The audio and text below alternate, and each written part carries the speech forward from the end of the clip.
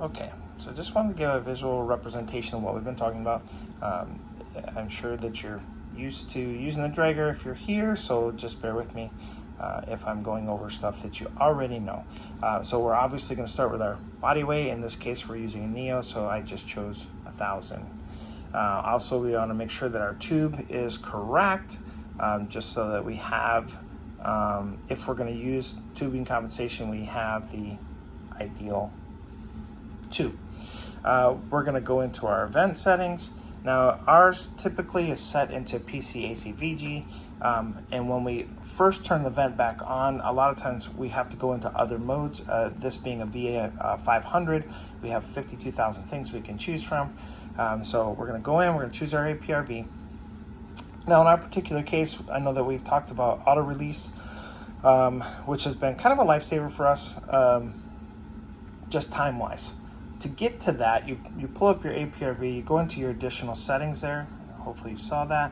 And we're going to pick on auto release, and then according to TCAV, in the neonate population, and we want that 75% termination of our peak expiratory flow.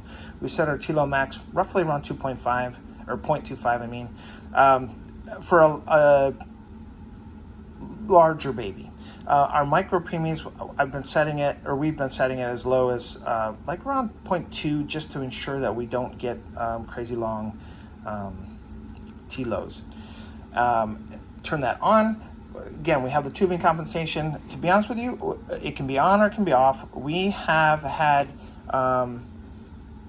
success with it both ways, but having it on in a couple of our patients with leaks, we've had issues with that, so we've had to turn it off because it started to auto cycle on us, and we've had some other issues like that. So we go back into our general settings. So you'll see our slope is always at 0. Of course, we don't use that. Our expiratory term is 75%.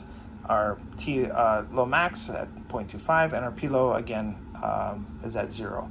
Our T high, we start at 1.5, and that's pretty universal for us. TCAV says that the time high, if you have a normal pH and a high CO2, you should start at 1.5. If you have an abnormal pH and a normal CO2, you should start at 1.75.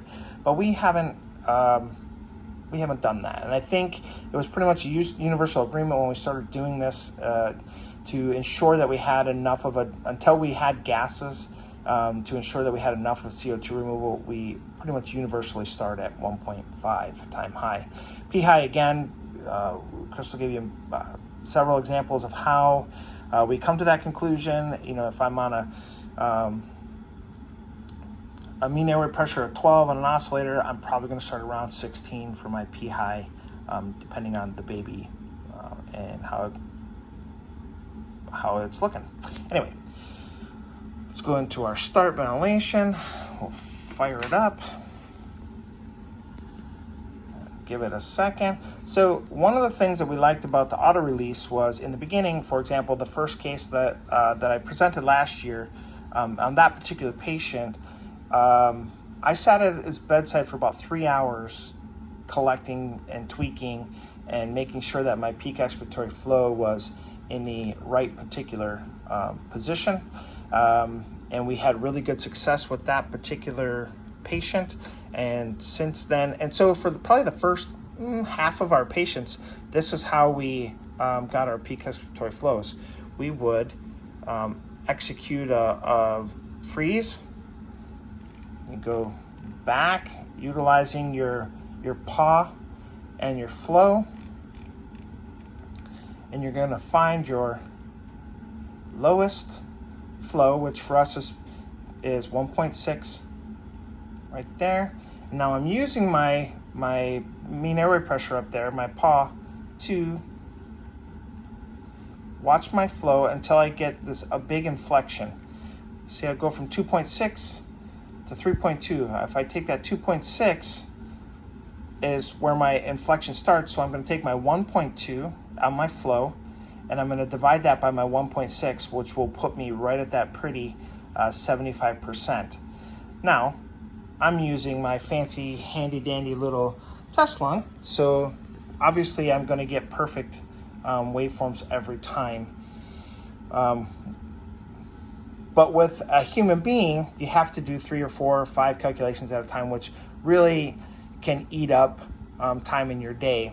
And when you have 5, 6 patients, 10, 12 patients, depending on your load, that's a lot for one therapist to have to keep up with. So the auto release is a really nice function that we've had really good success with. It's, I would say, very consistent, and it's one of the interesting things that you'll see about it. As compliance changes up and down, you'll see little tweaks in it, but it's been very effective for us.